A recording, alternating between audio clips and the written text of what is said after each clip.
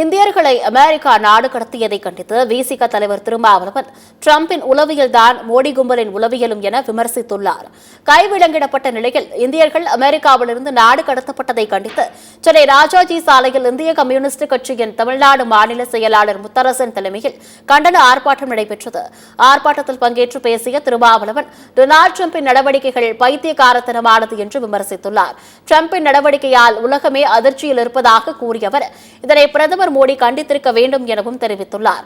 டிரம்பின் உளவியல்தான் மோடி கும்பலின் உளவியலும் கூட எனவும் சாடிய திருமாவளவன் டிரம்பின் ஆணவ போக்கு இன்னும் சில ஆண்டுகளில் இந்தியாவிலும் நடைபெறும் எனவும் எச்சரிக்கை விடுத்துள்ளார்.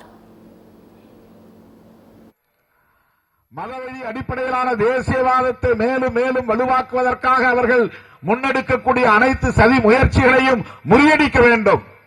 இந்த கோணத்தில் நாம் சிந்திக்கவும் செயல் திட்டங்களை வரையறுக்கவும் ஒருங்கிணைந்து களமாடவும் கடமைப்பட்டிருக்கிறோம். இத்தகைய களத்தில் இடதுசாரிகளோடு என்றென்றும் விடுதலை சிறுத்தைகள் உற்ற துணையாக இருப்போம் என்பதை சொல்லி உலக நாடுகளை அச்சுறுத்திக் கொண்டிருக்கிற